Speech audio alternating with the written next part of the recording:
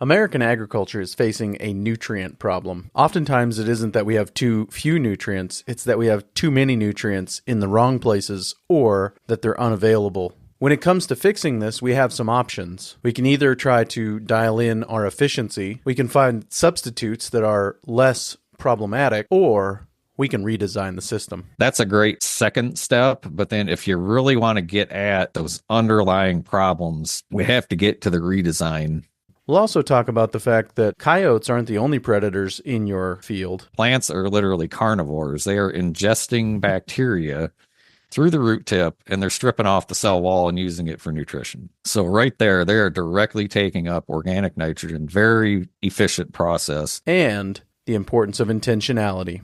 You know, you've just lost your benefits. You have to keep armor on the soil. You have to minimize disturbance, all the principles. Keep those going throughout that 12-month calendar, not just, for a couple of months and call it good. So if you're intentional about it, within 3 to 5 years, we usually see some fairly dramatic improvements in soil aggregation. All that and more today on the Working Cows Podcast, brought to you by Understanding Ag. Welcome to the podcast that gives producers a platform to discuss and share paradigm-challenging practices. Practices that have increased the effectiveness of their operation and the joy that their families have received from this lifestyle.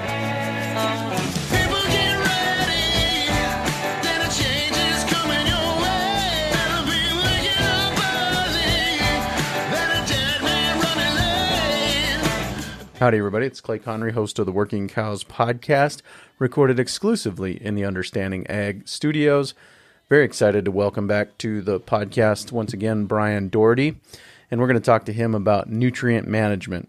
We know that many acres have plenty of nutrients. If they were available to the plants, if the soil biology was functioning well enough to bring them to the plants, we wouldn't need more. And so the fact that we continue to apply more on many acres means that we continue to compound the negative effects and we continue to leach nutrients where we don't want them and don't need them. And so we're going to talk to him today about some of the ways that we can have adaptive nutrient management on our operations. We'll talk to Brian right after a word from our sponsor today, Understanding Ag. As farmers and ranchers, we've all heard pitches from ag consultants about the next great new product that will increase our yields, pounds, or animal performance.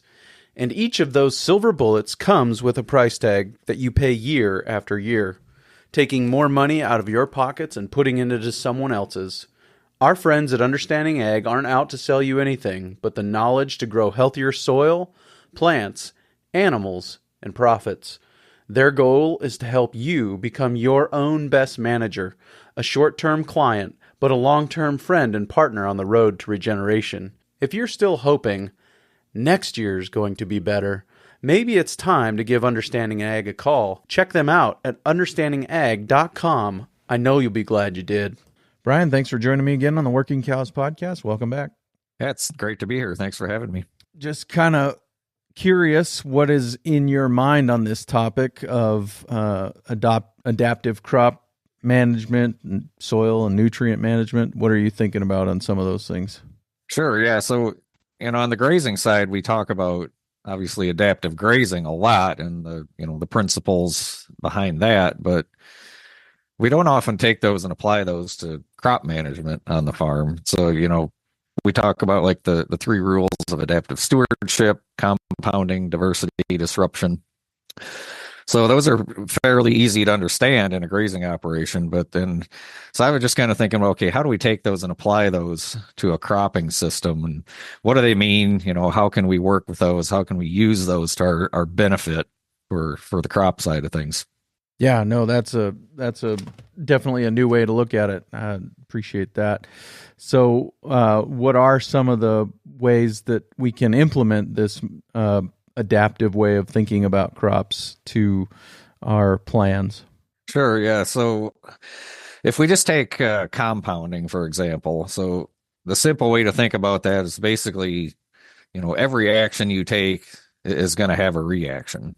Something is going to happen. So the question is that going to be a positive outcome or is it going to be a negative outcome? So if we take, I'll just pick on corn and soybeans because it's a very common system here in the Midwest. If we think about, what are the compounding effects there from any action that you take, a lot of them tend to be more on the negative side. So if we just take, in any action, say we're going to apply fertilizer, what is the outcome of that? Some of that could be positive, some of it could be negative, or pesticides, tillage, things like that, tend to have a kind of a negative compounding effect over time. So, that's something to think about as we're, implementing these crop systems. What can we do to make some of those compounding effects more positive? Now, our second one is diversity. Obviously, the more diversity we can get in that rotation, that's going to be a benefit to us. But I'm really thinking mostly about disruption. So again, if we think about what are the disruptions in a crop system, they could be positive or negative again, but think about tillage is a disruption. So is that positive or negative? It potentially could be in some situations if you do it at the right time for a specific reason, but that often ends up being more of a negative disruption. Again, pesticide applications, a majority of the time I would consider that to be a negative disruption. Fertility, again, if we're over applying nutrients, that could be a negative disruption. So we have all these disruptions in the system, but how can we take those and turn those around and have more, positive disruptions, essentially? That's where I think we really have a big challenge in cropping systems. Yeah, for sure. And we'll have links in the show notes page today to some of the previous episodes we've done on the topic of adaptive stewardship. And so we're basically covering the 3 rules of adaptive stewardship here today: the rule of compounding, the rule of diversity, and the rule of disruption, and applying it to these crops, soils, nutrients, and some of those kinds of things. And I want to kind of circle back to where you started there and talk about compounding. And you say we're going to pick on corn and soybeans. Well, it is 180 plus million acres of American agricultural land that ends up under one of those 2 regimes of management every year. So I think it's worth thinking about how can we do it in a way that nets more positive compounding effects. And can you give me some examples of ways maybe that what we need to do in a corn and soybean operation? What are some of the things that can kind of be a bridge to more positive compounding effects? Sure. So the big one that jumps out at me, and I know you just had Gabe and Alan on talking about this a few weeks back, we think about the water cycle. That's a huge potentially compounding effect, again, in either direction. So if we take just a conventional corn soybean system where you don't have ground cover during the winter, you probably got a lot of soil disruption there, very poor infiltration rates. We see this pretty much everywhere we go. And the question is, okay, is that getting worse or better over time? A lot of times it's getting worse over time. So, we got less and less infiltration every year. We've got more and more water just evaporating off of, soil that's baking in the sun because we don't have good surface armor. That is a huge compounding effect in the negative direction. Things get worse over time. But if we can just simply get some ground cover out there, a cover crop over the winter, fill in that gap in the season where we've got bare soil, now we start to slowly improve that water infiltration rate. We got more green cover. We have cooler soils during the summer.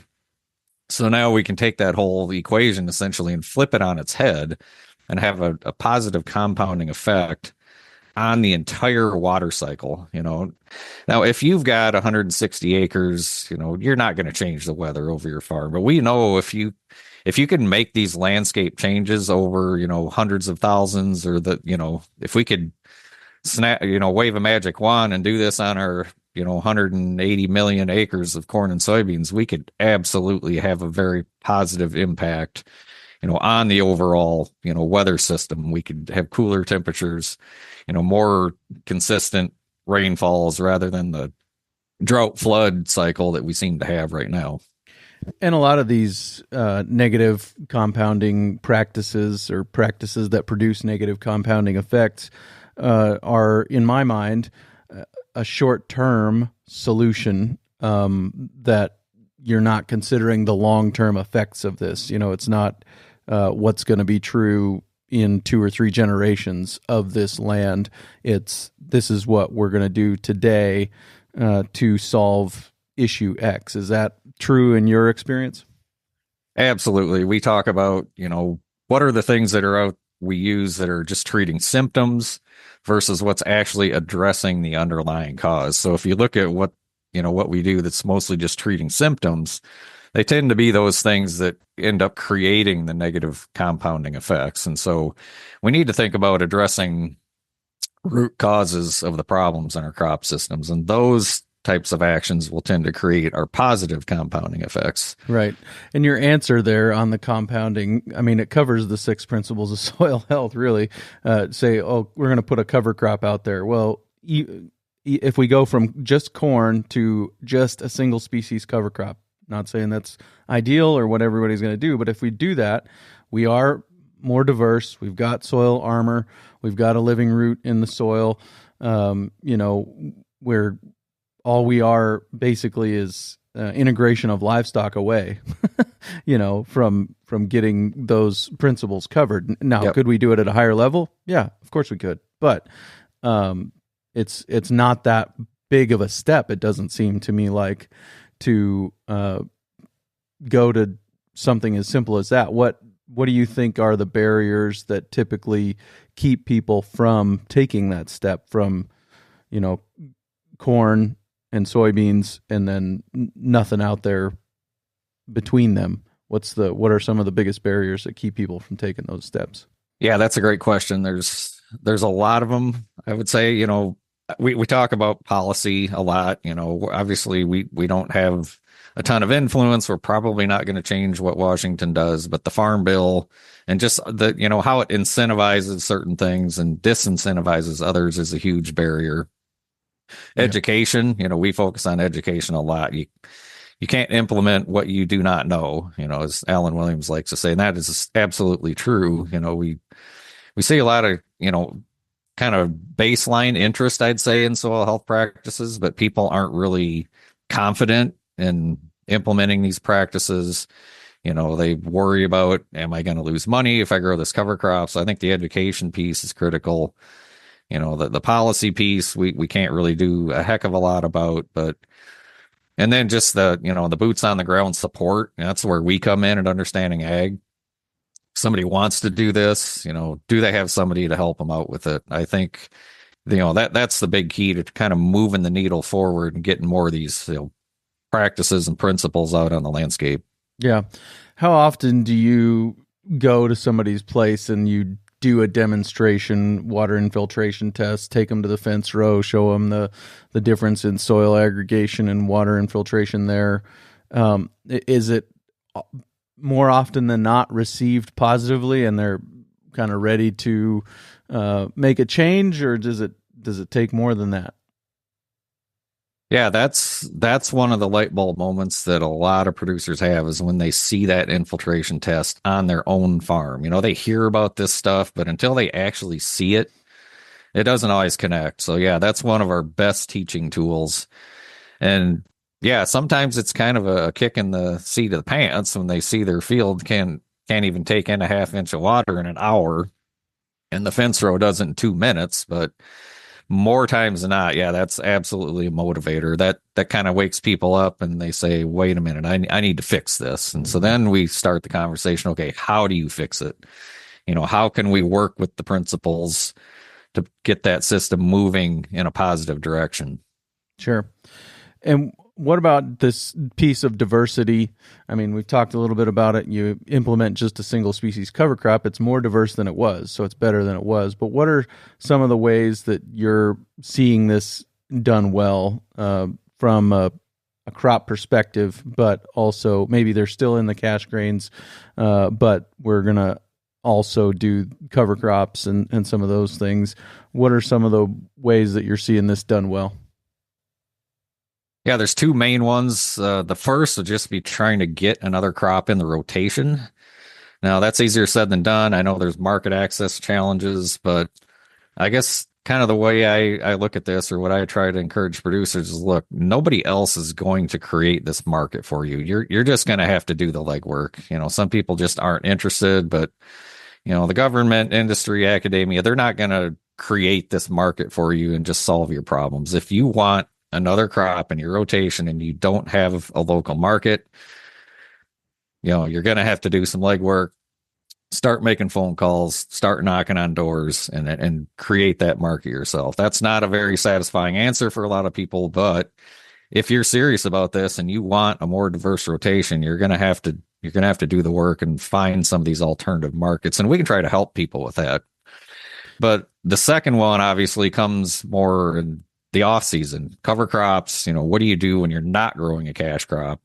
And there's different techniques we can use there to get, even a single species is better than no species, but we would obviously rather see a multi-species mix out there to really drive that diversity in the off season. You can still have your corn and soybeans, during the summer, but what can we do in the off season to drive that diversity? And then we're going to have to get into things like, again, if we can get a small grain in the rotation, that opens up lots of opportunity.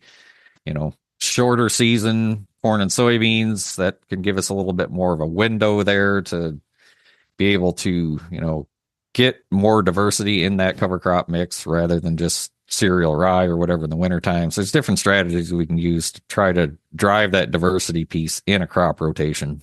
Let's take a quick break and hear a word from our sponsor today, Understanding Ag. We've been fortunate to feature some of the world's leading regenerative ag and adaptive grazing experts on our show, and many of those experts are farmer rancher instructors for the nonprofit Soil Health Academy.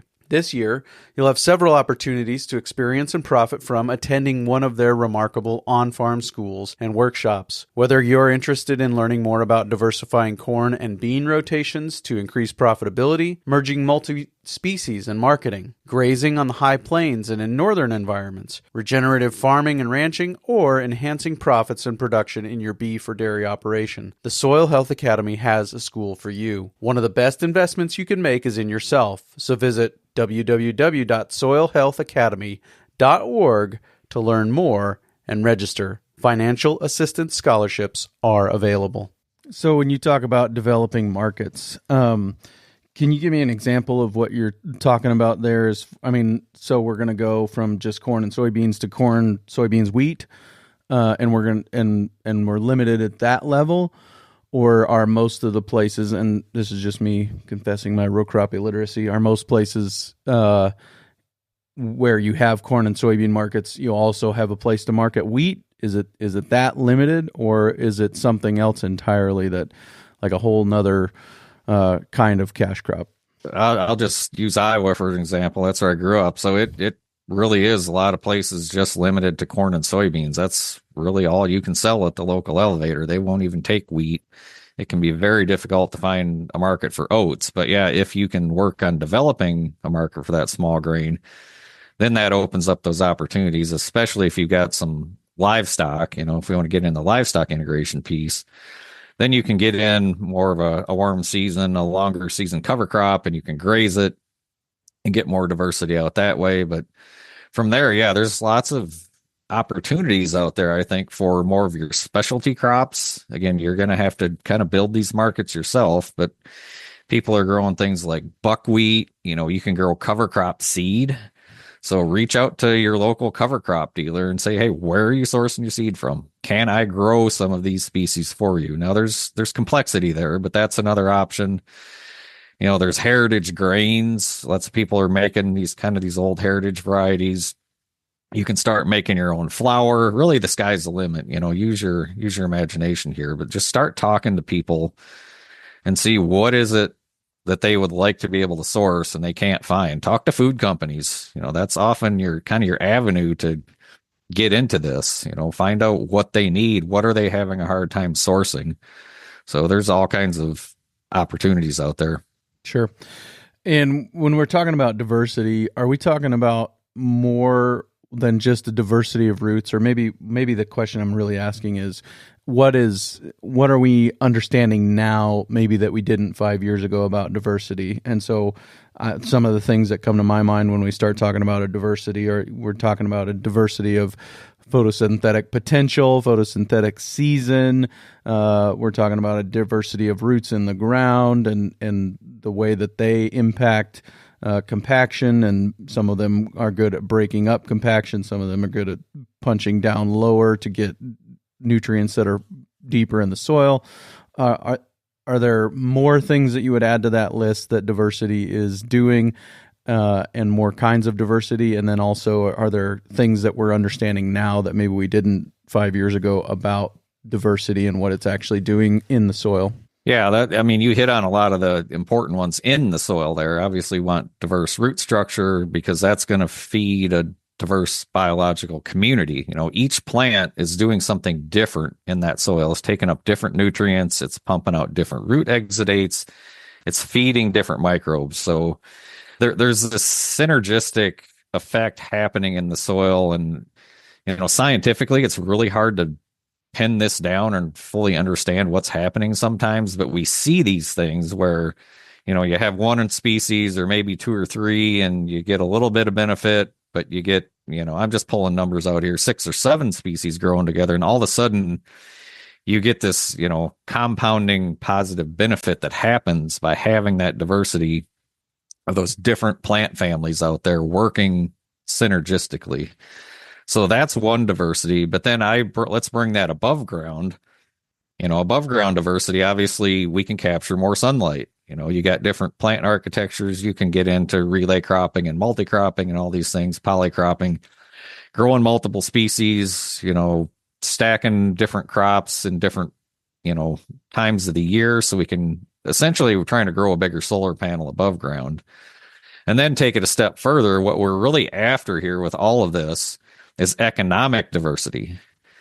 Can we create more income streams on the farm, or different income streams, so we can reduce, some of that volatility and some of that risk that the farmer has, and make them more resilient, below ground, above ground, and in the business. One of the last pieces you talked about there kind of in the opening portion was this piece of disruption. And, you talked about the fact that these strategies, practices are not applied in a way that prevents the system from stagnating or going backwards. And so, that's the danger, right? Even stagnating would be good in some cases, better than going backwards. And so we're trying to figure out how to get to that, and then go beyond that to actual regeneration, where there's things are improving, not just staying the same. Yeah, the disruption piece is really critical. As we talked about earlier, a lot of our disruptions are negative. So let's think about, if we just get into the nutrient management part of it. A lot of our nutrient applications are having a negative effect out there. It's often unintended, but maybe we're putting on a little bit too much nitrogen or phos or potassium or whatever. And we know when we put a lot of available nutrients right in or close to that root zone, that has the effect of essentially making the plants lazy. If a plant, needs nitrogen, let's just use an example, and there's lots of available nitrogen right there, it's not going to produce the root exudates to feed the microbes. You're not going to get good nodulation on your legumes. It just kind of short circuits the system. And so then we end up with this negative effect that works until it doesn't, and you run out of, nitrogen fertilizer that you applied. And now your biology is not working. Now your plants are going backwards because they're not able to work with the biology in the soil to acquire their own nitrogen. And you can apply that to any nutrient. So then what can we do about that? Well, the standard industry approach to nutrient management, and I'm not trying to pick on it. There's good things here, but there's the 4R nutrient management strategy, the right rate, the right time, the right place, the right source. But again, back to our earlier conversation, if you think about what those things are doing, they're really just treating symptoms. They're not really addressing the underlying cause of what's going on out there. It's essentially, there's this kind of this 3-step process. There was a professor in Australia that kind of came up with this. Basically, You have efficiency is the first step. Second step is substitution. And then the third one is redesign. So if we think about our cropping system, the 4 R's are basically hitting the efficiency piece. They're just trying to take what are we doing now, and we're just going to try to tweak it around the margins and make things a little bit better, a little bit more efficient, a little bit less nitrogen application, things like that. So that's fine. That's great. It's a first step, I would say. But the problem is a lot of people stop there. They just do the 4 R's and kind of call it good. Well, that doesn't really fix those underlying problems. So then we get into substitution. So, okay, instead of using anhydrous ammonia, is there a form of nitrogen we can use that's a little bit more friendly to the soil biology? And that's where I'd say a lot of more innovative producers are today.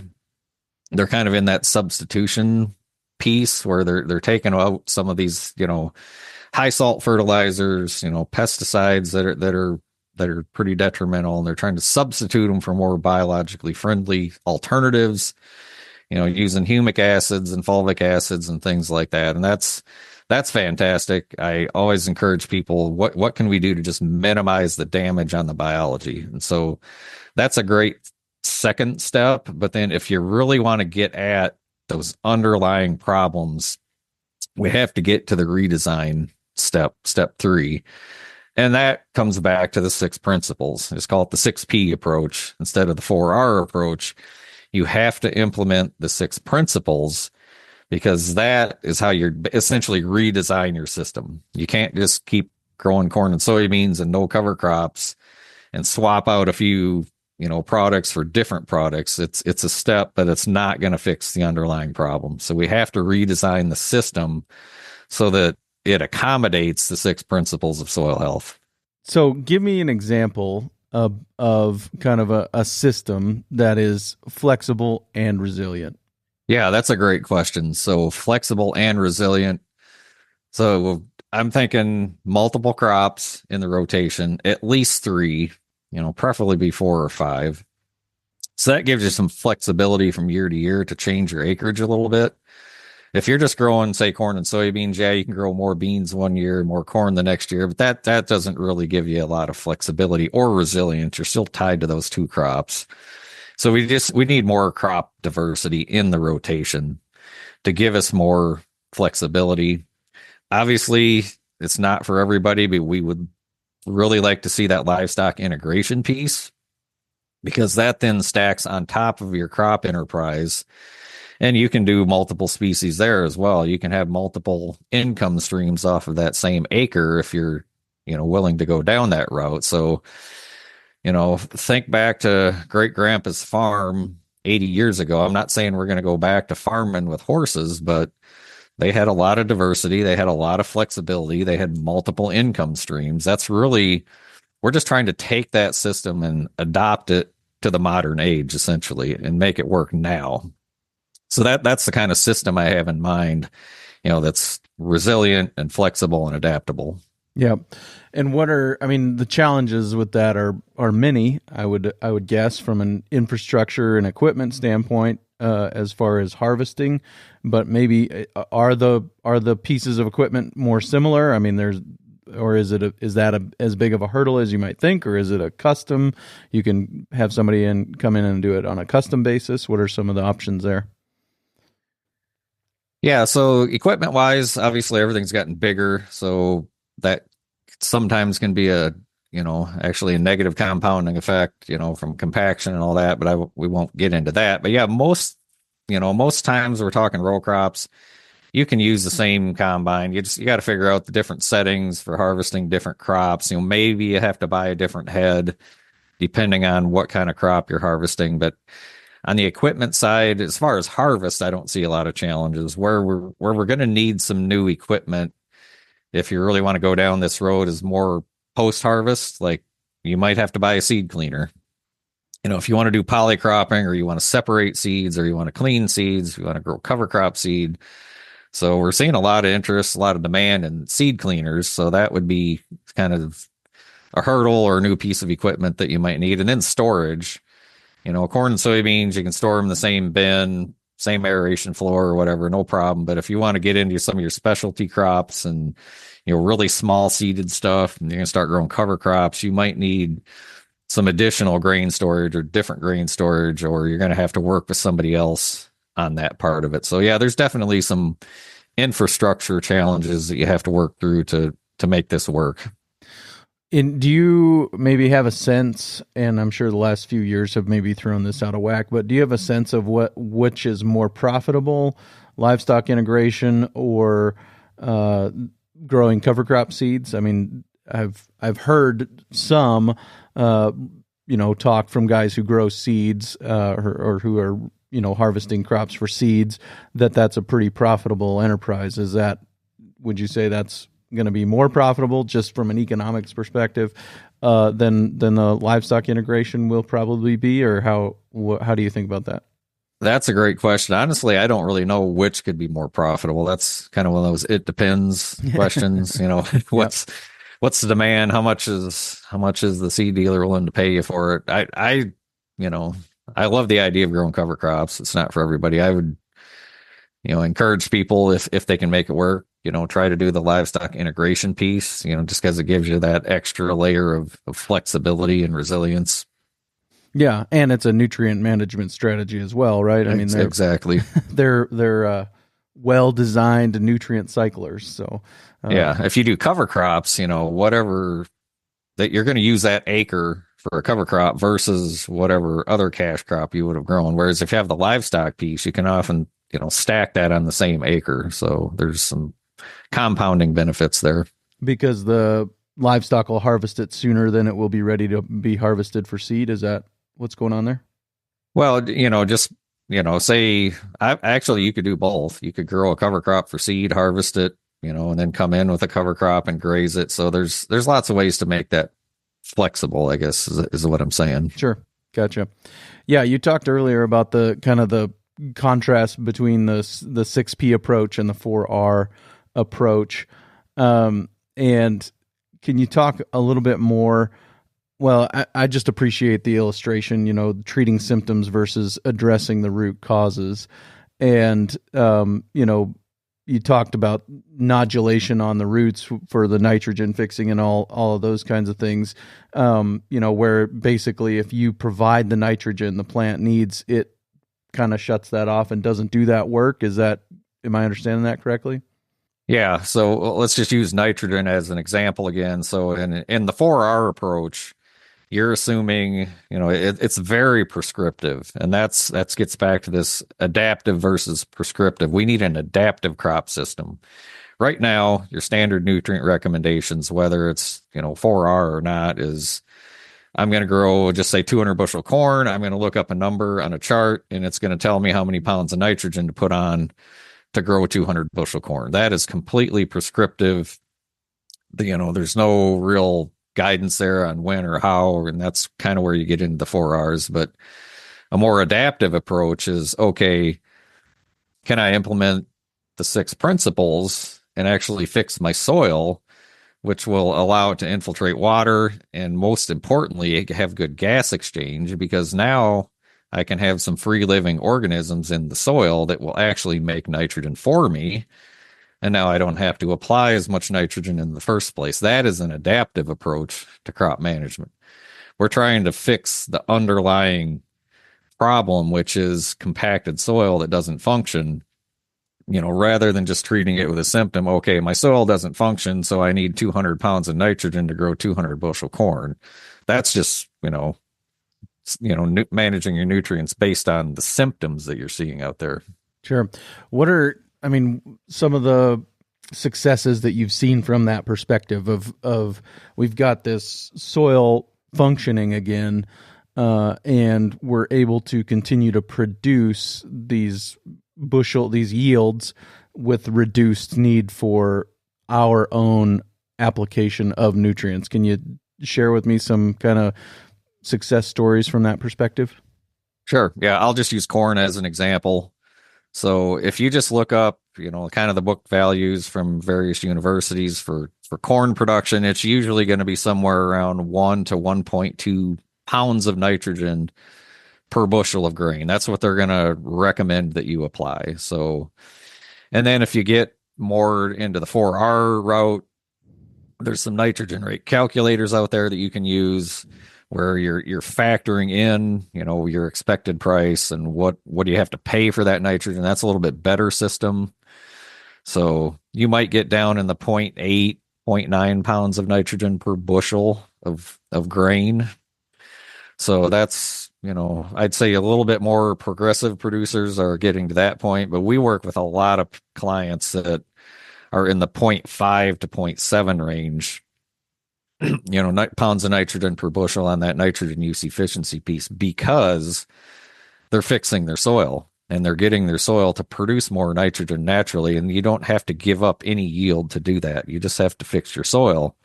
So that's a classic example on the nitrogen side. You can greatly improve your nitrogen use efficiency just by addressing underlying problems instead of treating symptoms. Yeah. And is that, do you anticipate that continuing to improve as soils continue to improve? Yeah, I think there's room to get that number even lower, especially if you come back to the diversity piece. If we can have multiple crops in rotation, just anecdotally, I've heard stories of people that, I grew 200 bushel corn. I didn't put any nitrogen on. That's doable. You're not going to do it every year. You're not going to be able to grow continuous corn and get your soil to produce like that. You have to look at the big picture and integrate all of the principles, have the diversity, have multiple crops in rotation, and then you can really drive that number quite low. And then we can look at, what other sources of nitrogen can you use that are much more efficient? Instead of just putting everything in the soil at the beginning of the year or even the previous fall, that's why you have to put on 1.2 pounds of nitrogen, because you're losing a whole bunch of it before the crop even starts to grow. That is a very inefficient system, really. So we can shift to more in-season application, which is more efficient in general, just putting it on closer to the time that the crop actually needs it. And then we can look at, okay, can we foliar apply some instead of putting it into the soil? We're not inhibiting the soil that way. And we can get nitrogen directly into the plant, and we can do it in a form that the plant can use more efficiently. So we can go down that rabbit hole if you want to get into that conversation, but there's different forms, different sources of nitrogen we can use that, maybe 1 pound of nitrogen foliar applied might give you the same response as 5 to 10 pounds applied to the soil. Sure.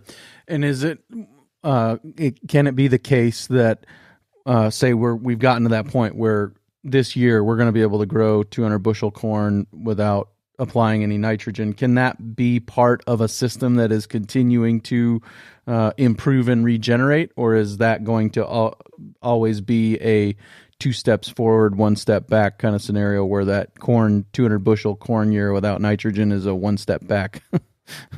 I don't think it needs to be a step back. I mean, if your soil is that productive where you can do that, you're obviously doing something right and you're moving things in a positive direction. So, in a perfect world, that's the point we would get to, where you can do that and then switch to a different crop that benefits from having been in corn the previous year. And you can put together a longer rotation where, each crop is benefiting from the one that grew before it.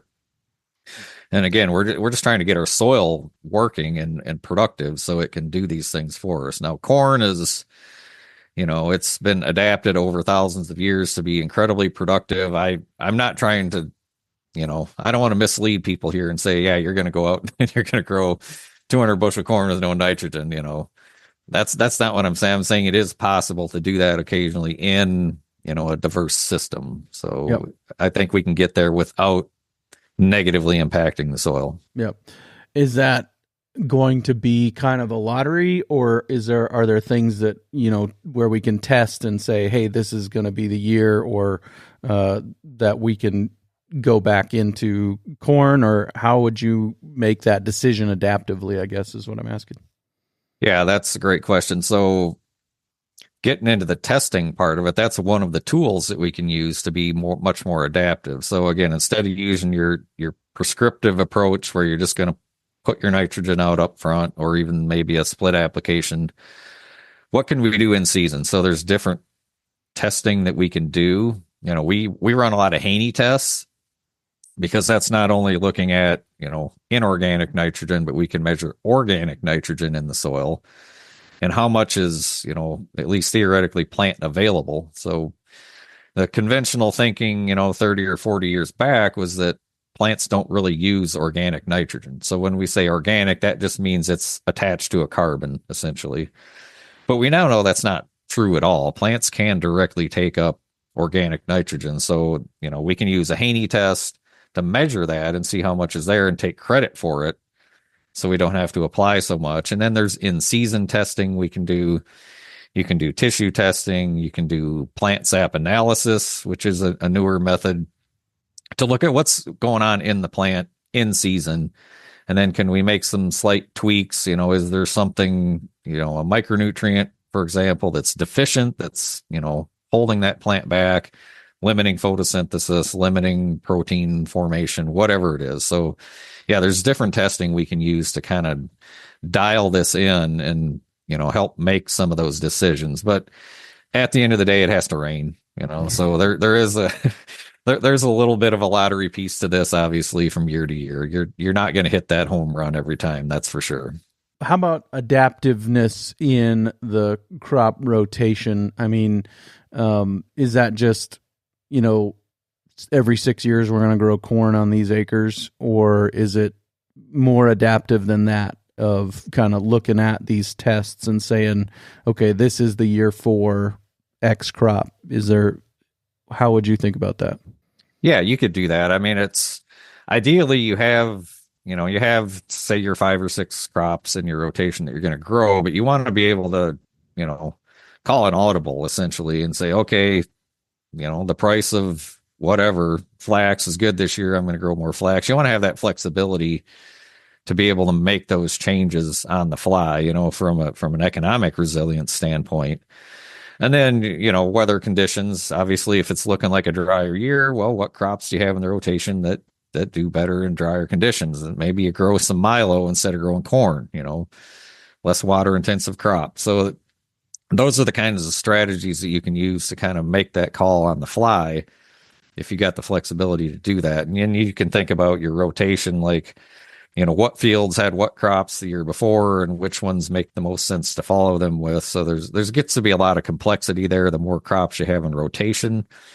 But again, going back to our 3 rules of adaptive stewardship, even in a 5 or 6 crop rotation, you don't want to be prescriptive with it. If you just do that same rotation over and over again, eventually that system will stagnate, just like a grazing system will stagnate. If you can have 50 paddocks, but if you do them all in the same order every year, eventually that's going to stagnate on you. So it's not a bad thing to call an audible and change up that crop rotation and, throw what's hopefully a positive disruption at the system.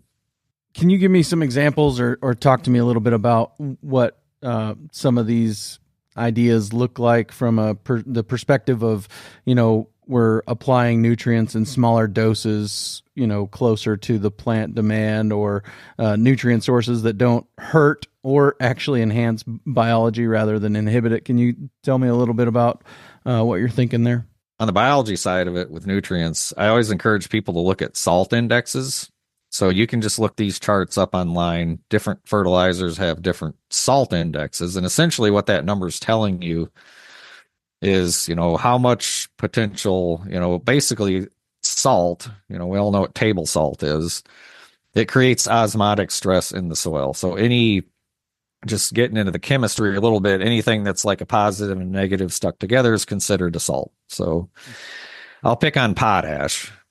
By far the most common source of potassium for crops. Well, if you look at a salt index chart, potash is usually the highest one on the chart.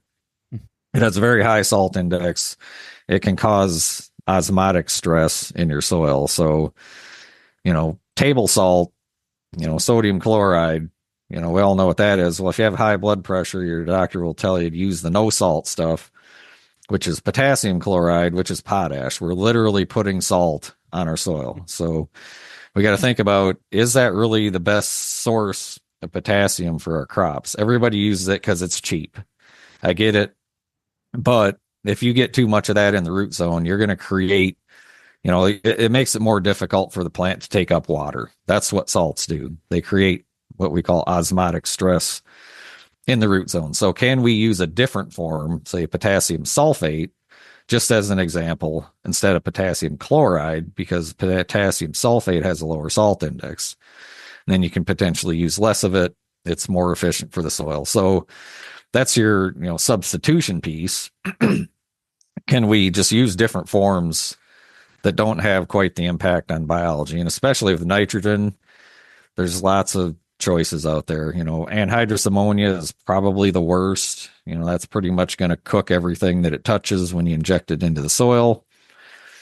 And then, you can use, there's your standard ammonium nitrate and urea and things like that. But what I encourage people to do is look at more, amino acid forms of nitrogen. So think like fish hydrolysate or kelp. Some of your, anything that comes out of the ocean tends to be, generally better for your soil biology. So those kind of products, because this gets a little complex, but what a plant is doing with nitrogen, it's just trying to make protein. That's what proteins are. They're just compounds that contain nitrogen. So it takes up the nitrogen, it makes an amino acid, and then it makes a protein. A protein is just a bunch of amino acids put together. So there's more and less efficient ways for the plant to do that. So if we take, anhydrous, nitrate, ammonium, those are your main sources. Nitrate, especially when a plant takes up nitrate and it's going to make a protein with it, that's a very energy intensive process, and it's a very water intensive process. It takes 3 molecules of water for every molecule of nitrate in order to turn that into an amino acid. So if you're in a dry environment, right off the bat, you can gain some efficiency from a water standpoint by using a different form of nitrogen. So can we put on an amino acid form of nitrogen, spray it directly on the plant? Because now we just skipped a bunch of that energy and water intensive step. It's more efficient for the plant, and now it can use more of its photosynthetic energy to maybe pump more root exudates into the soil instead of having to use it to convert nitrate into a protein. So that gets a little into the weeds, but that's kind of what we're after. When we talk about more efficient forms of nitrogen, they're just forms of nitrogen that are, amino acid based or organic nitrogen that the plant can directly take up that's much more efficient. And the most efficient, hands down, of all of those is actually for the plant to just eat bacteria. So I don't know how many of the listeners are familiar with the rhizophagy cycle, but if you haven't heard of that, I would encourage you to look that up. Plants are literally carnivores. They are ingesting bacteria through the root tip, and they're stripping off the cell wall and using it for nutrition. So right there, they are directly taking up organic nitrogen, very efficient process. And guess what? In compacted soil, you shut that whole process down. You put a lot of high salt fertilizers, excessive nutrients in the root zone, you just shut that whole process down. And now we need to get out of the way and let soil be soil and let that process work. So that's how we really dial in the efficiency piece and the substitution piece in a crop system.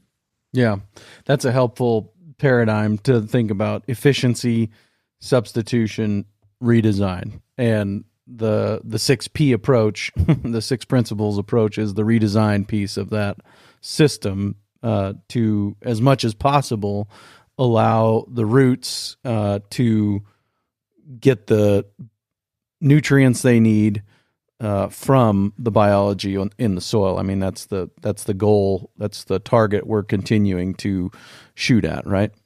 Exactly. That's what we're after. Let's redesign this system into one that improves soil over time. That's really all we're trying to do. So let's fix the soil. Let's deal with the compaction. Let's build aggregates so that soil can breathe and it can infiltrate water. If you just do that, I know it's a lot easier said than done, but if you just build aggregates, you will fix probably 80+% of the problems that we see in modern cropping systems, the diseases, the pests, all of that stuff. We can fix so much of that just by having a well aggregated soil. And the way you get a well aggregated soil is by implementing the 6 principles.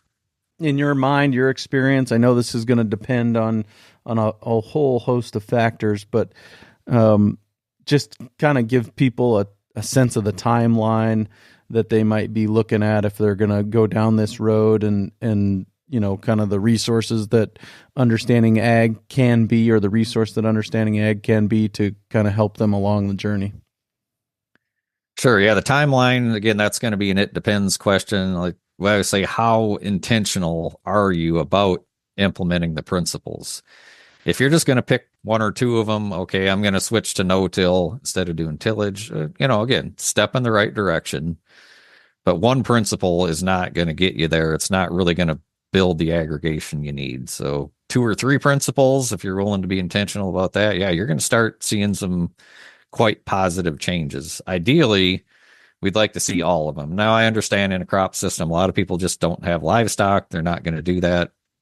You can still vastly improve your soil without livestock. Livestock can speed that up. You don't have to have it, but how intentional are you? Are you going to implement all of the principles? If you can do that, you can move the needle very quickly. Now, again, I don't want to, I hate throwing out a number because sometimes you just get a dry year and things don't grow, got to have water, but usually within even the first year, you'll start seeing some positive things just from having an overwintering cover crop. You'll start to see some aggregation at the surface.